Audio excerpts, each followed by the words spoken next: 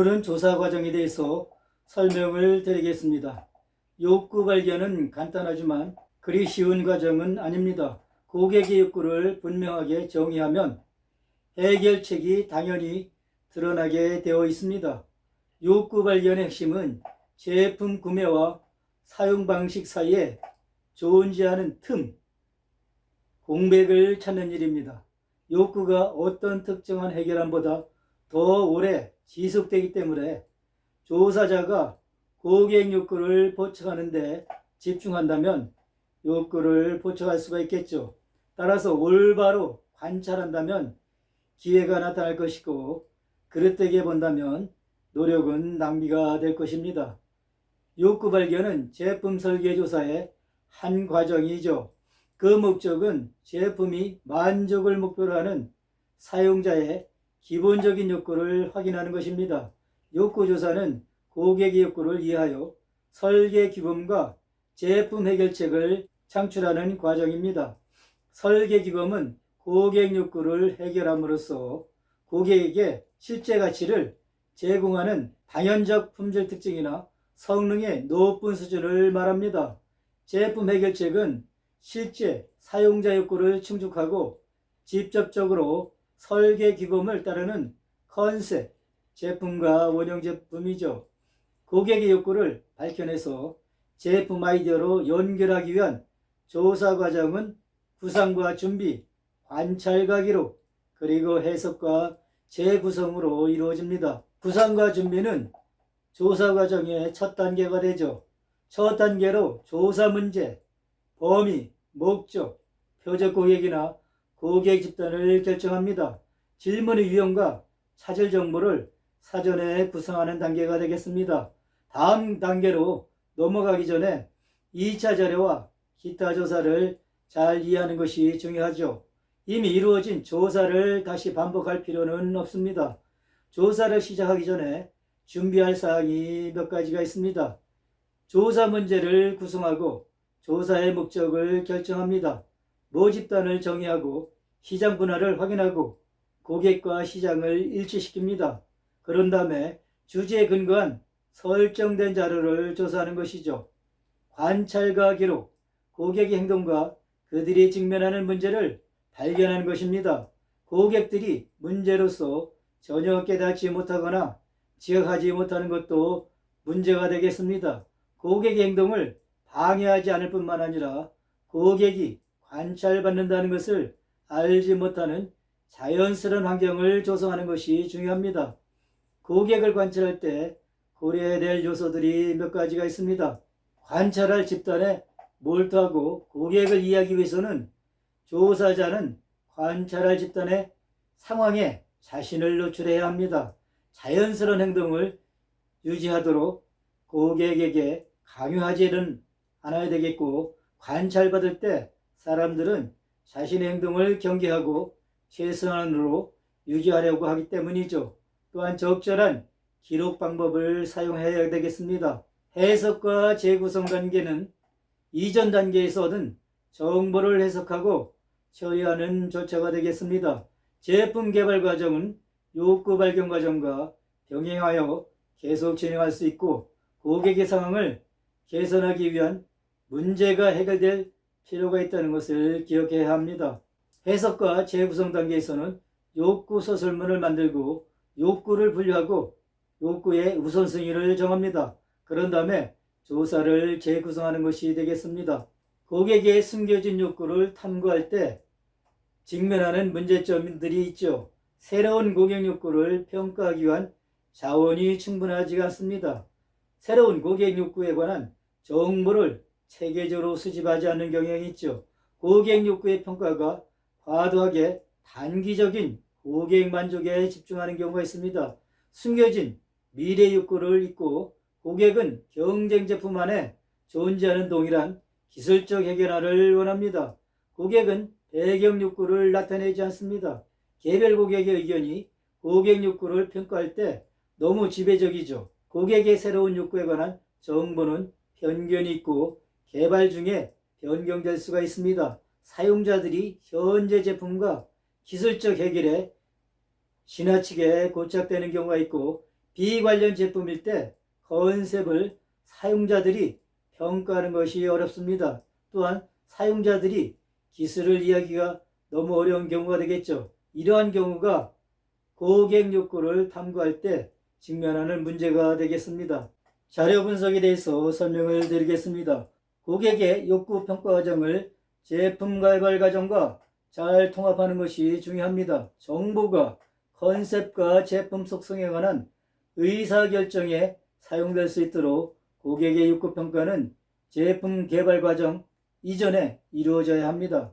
마케팅과 R&D 부분의 협력은 신제품 개발의 성공률을 증가시킬 수 있습니다. 서로가 상대방의 정보를 필요로 하기 때문에 고객 욕구를 수집할 때 함께 작업하는 것이 중요하죠. 기술 개발 부문은 현재 고객 욕구에 관한 정보를 필요로 하고, 마케팅 부분은 제품 생산에 관한 기술 정보를 필요로 하기 때문에 상호 보완적이어야 합니다. 마케팅 부분은 고객 욕구의 수집에, 기술 개발 부문은 신기술, 경쟁과 자원에 각각 책임이 있습니다. 수단 목적 사슬은 속성, 결과와 가치의 위계적인 3단계로 이루어집니다.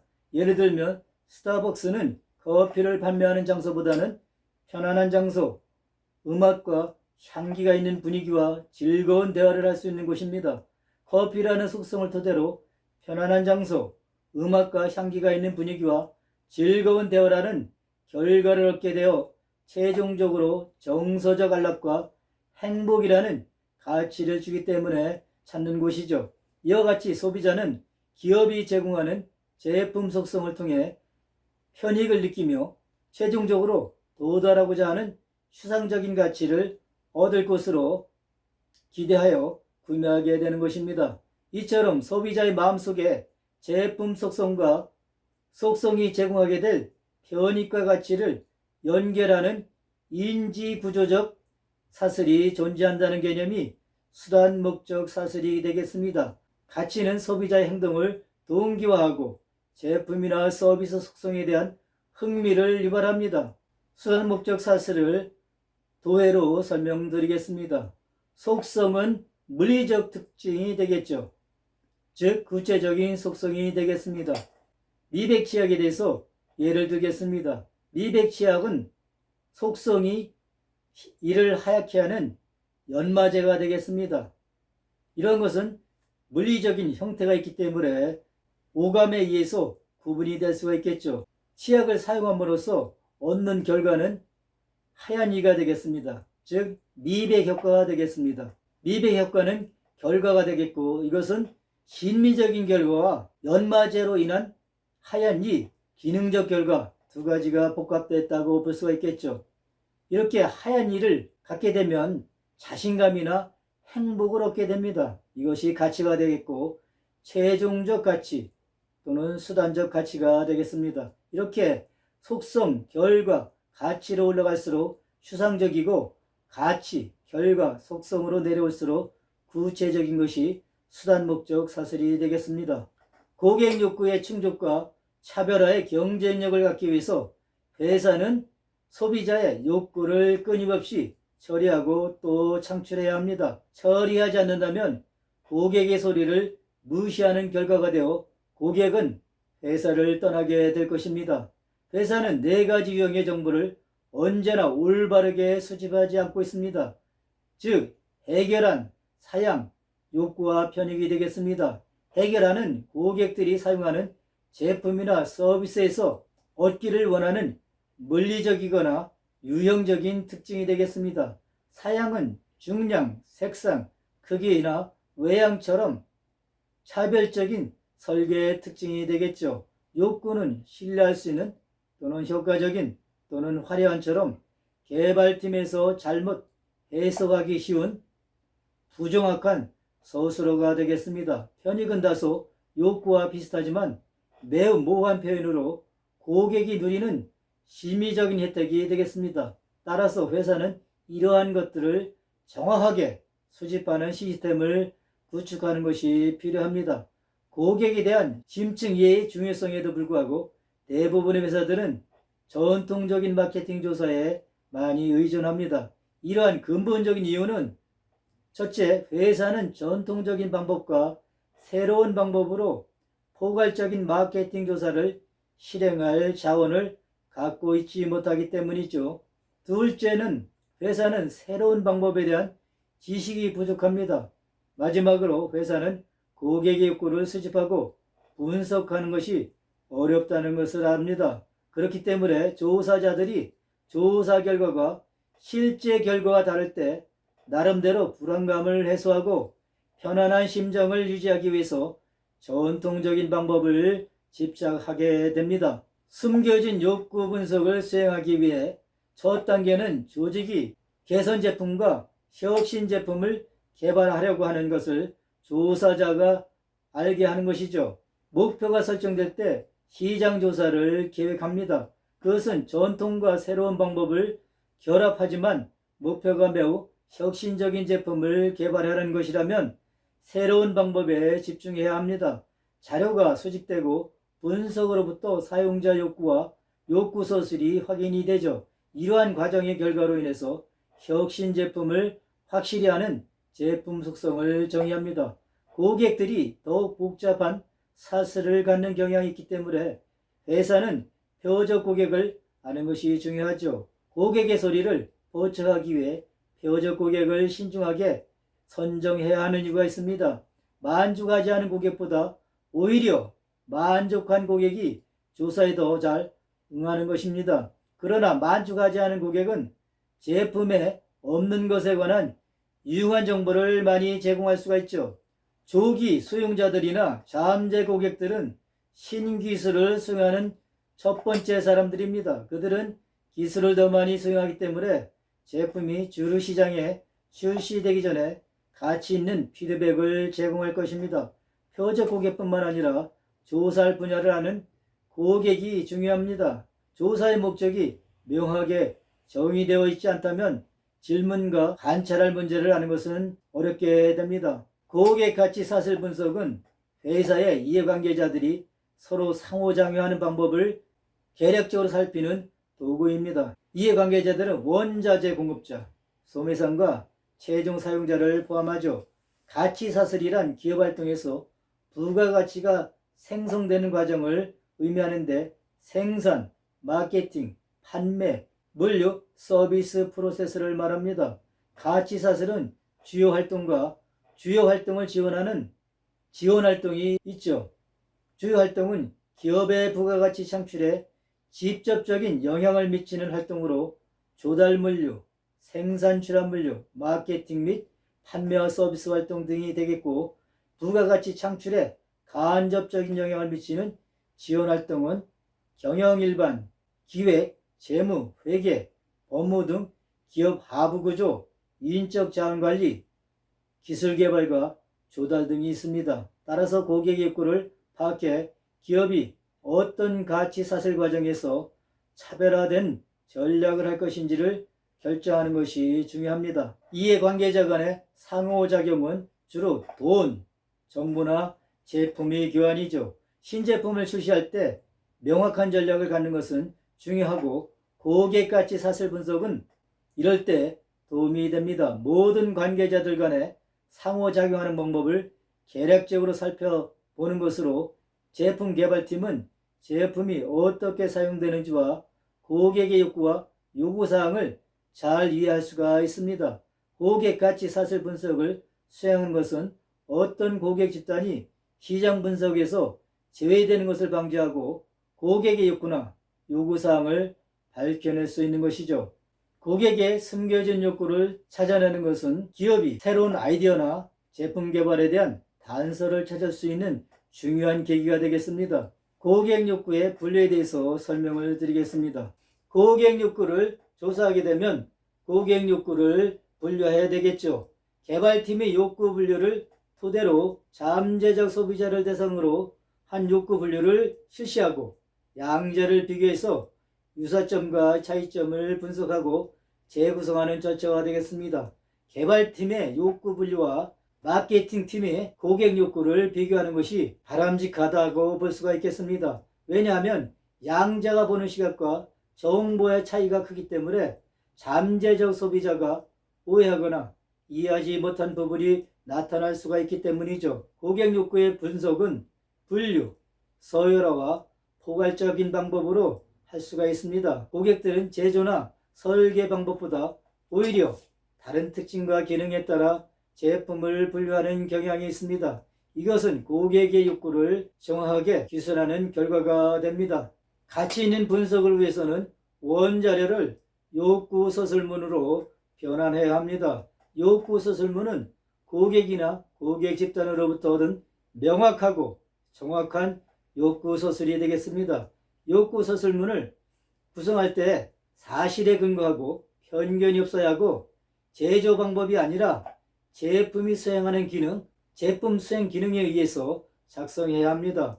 욕구 서술문은 정보 손실을 막기 위해서 원자료처럼 구체적이고 명확해야 합니다. 욕구 서술문은 제품 사용으로 전환을 촉진하기 위해 제품 속성으로 기술하는 것이 바람직합니다. 욕구 서술문을 작성할 때 가능한 고객의 언어를 그대로 유지하는 것이 좋습니다. 욕구 서술문은 고객 욕구를 명확하고 정확하게 표현한 서술문입니다. 이러한 욕구 서술문은 조사자들이 철회해야 할 욕구가 무엇인지에 대한 질문을 간단하게 설명합니다. 좋은 욕구 서술문은 고객의 문제를 고객이 표현한 서술문과 문제 해결책을 제시합니다. 욕구 서술은 조사팀의 주의를 집중하게 하는 것입니다. 문제의 집중이 너무 적거나 해결책의 범위가 너무 제한적이라면 해결책의 창조성과 혁신은 억제될 것입니다. 적절한 해결책은 실천 가능한 해결책에 대한 간단한 이론적 근거와 주장을 포함하는 것이죠. 가치 있는 욕구 서술문은 OW 1H로 설명할 수가 있습니다. 고객을 충분히 이해하면 다음의 욕구를 설명할 수가 있겠습니다. 첫째는 누가 제품을 구매하고 사용하는가, 욕구 발동자, 구매 영향력 행사자, 구매 결정자, 구매자와 사용자처럼 구매 과정에서 상이한 행위자의 역할을 이해할 수가 있습니다. 고객을 유사한 특성을 기준으로 동일한 집단으로 분류해서 시장 세분화를 포함하는 것입니다. 두 번째, 고객이 무엇을 구매하고 어떻게 사용하는가, 고객이 제품과 속성으로부터 얻는 가치가 무엇인지를 이해하는 것이 중요합니다. 구매 빈도, 고객 사용의 가치와 제품의 소비한 지갑 점유율을 이해할 수가 있습니다. 셋째, 고객은 어디서 언제 구매하는가, 고객이 선호하는 유통 경로와 이러한 선호가 어떻게 변경되는지를 알 수가 있습니다. 고객이 구매하는 시점에 관하여 수요나 계절성을 이해하고 판매 촉진과 구매 촉진 결정에 효과적인지를 이해하는 데 집중합니다. 넷째, 고객이 어떻게 선택하는가, 고객의 구매 행동을 설명하는 모델이 있습니다. 다속성 모델은 소비자들이 제품 속성과 그 속성에 대한 중요도, 즉 개인의 주관적 신념에 따라 특정 제품을 구매할 수 있다고 설명하는 이론이죠. 다속성 모델은 제품을 속성의 집합으로 봅니다. 고객은 각 속성의 특성이 어떤 제품 안에 포함되어 있다고 지각을 합니다. 고객은 각 속성에 따라 중요도를 다르게 놓고 그것은 구매 결정에 직접적인 영향을 미칩니다. 고객은 선호를 개발하는 과정에서 속성과 중요도의 지각을 결합하죠. 욕구 서술문은 고객 욕구를 명하고 정확하게 표현한 서술문이죠. 이러한 욕구 서술문은 조사자들이 처리해야 할 욕구가 무엇인지에 대한 질문을 간단하게 설명합니다. 좋은 욕구 서술문은 고객의 문제를 고객이 표현한 서술문과 문제 해결책을 제시합니다. 좋은 욕구 서술문은 다음과 같은 질문에 답할 수 있어야 합니다. 문제가 무엇인가? 누가 문제를 갖고 있는가? 누가 고객인가? 해결책은 무엇인가? 문제를 해결하는데 사용되는 범위와 한계는 무엇인가? 문제에 대한 새로운 특징이 무엇인가? 이러한 질문에 답할 수 있다면 좋은 욕구 서술문이 되겠습니다.